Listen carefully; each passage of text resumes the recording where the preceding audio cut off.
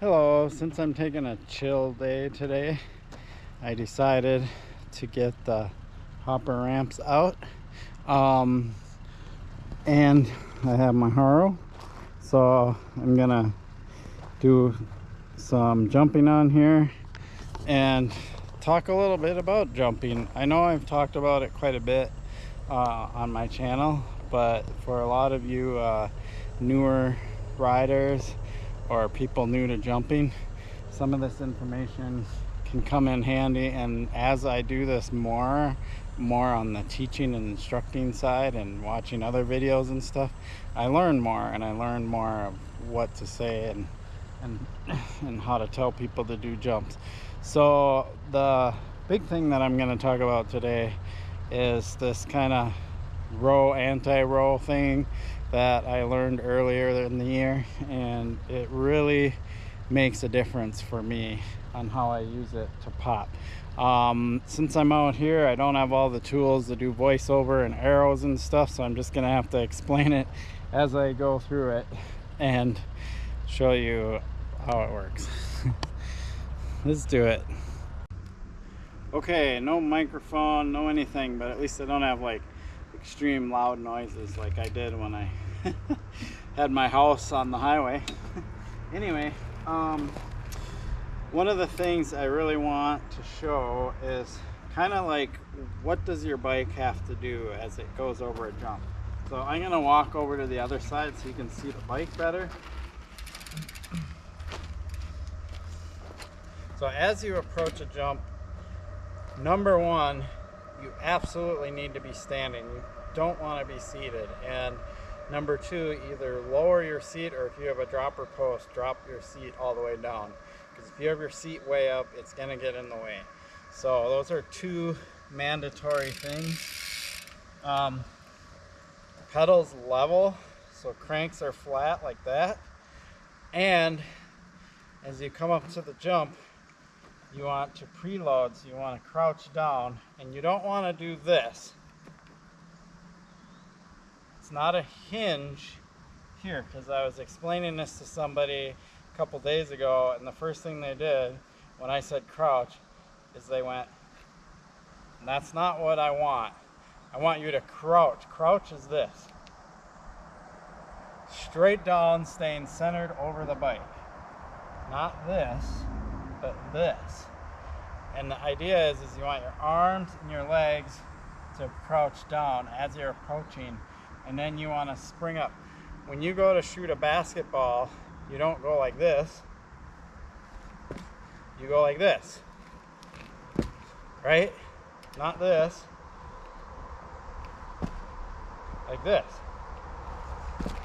Same thing on a bike. You go straight down and straight up. Very important.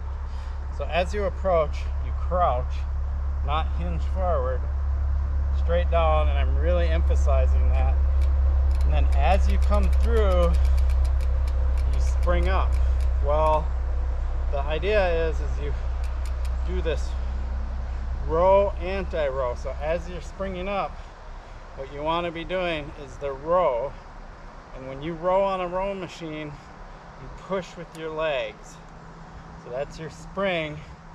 And then you want to pull with your arms. When you're on a row machine, you pull the handle and push with your legs at the same time. So if you don't understand that, find yourself a row machine and you push and pull with your arms at the same time. Push, pull with your arms. The idea is you want to come off like this. So when you're here, your bike should be in this position. Then you want to come off and level in the air. Now to level in the air, you do the anti-row. The anti-row is exactly the opposite. You push and you let yourself down. So if you're on a row machine and you're pulling and you're pushing, I was just talking about not having loud noises, and now I hear some truck off in the distance. I can't win. Anyway, so you push and pull on the row. Now we're in the anti-row to level off the bike. Now we're going to push on the handlebars and absorb with the legs. So on a row machine, you basically relax your legs and allow your knees to come back up, right? So, and then you're pushing with your arms to come back to the front, or whatever, you know, the slide. Usually it's a chair that slides back and forth. So that's the anti-row, right? So that's gonna level you off. And now you decide, because I'm gonna come to a downsided landing, I even suck up with my legs even more, push forward my arms more, and angle my bike for the landing.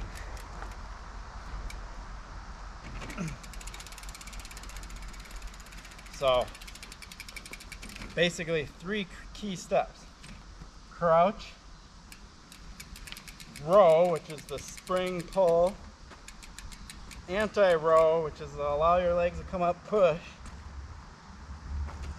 come down to land.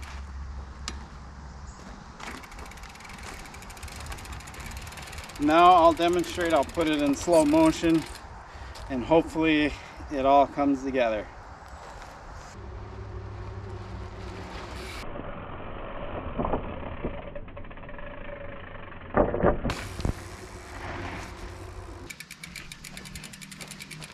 So I watched that in slow motion, and it was about as perfect as you could get considering the size ramps I'm dealing with. There isn't a lot of landing here. I mean, the wheelbase is pretty much the same length as the landing. But yeah, it felt really smooth. And I felt like I got a little bit of pop. One of the key things to watch is my back tire rides out the ramp. I can see my tire mark goes all the way off the end of the ramp. A lot of times what happens is people, if you don't do the row part where you're pulling with your arms and pushing with your legs, what people generally do is they hop with both the legs and the arms at the same time. What happens then, and if you film yourself in slow motion, if you're learning to jump, I guarantee you will do this, and you have to work on the pull push as you come off to get over it, is, and I did this for a long time, so I know, is people will come here, and when they get here, they'll spring up, and what they do is they spring the whole bike up. And so the back wheel doesn't ride out the launch completely. It comes off, and then they jump the jump. And a lot of times they'll still make it, but they won't get the height or the pop, or they won't get the full use of the takeoff. So you really want to get the full use of the takeoff on these. This was something I struggled with when I had my jump box at my house. It had a pretty, 3 foot high, pretty quick transition, and I really had a hard time forcing myself to do the push pull. I kind of wish I knew this anti-row thing then. I bet you I would have got a lot more pop just even running that in my head on how to do that. Push with the legs, pull with the arms, push with the arms, absorb with the legs to level off and angle for the landing.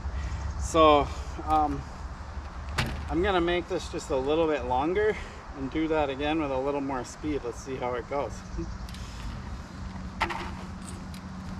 So since I lengthened it, for me, this is kind of where I struggle, because I realize if I want to go long, I tend to like push and aim for the landing early rather than really getting the pop.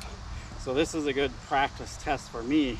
Keep working on that row, anti-row. Just get a little bit more speed. I should be able to do it. Let's see.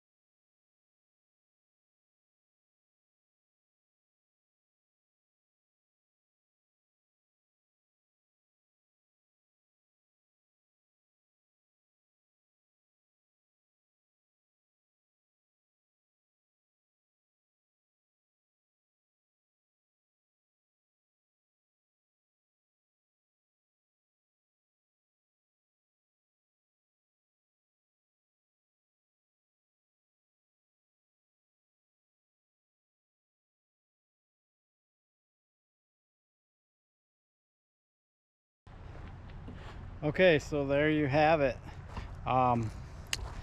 The key is this row and anti-row as soon as you come off the lip.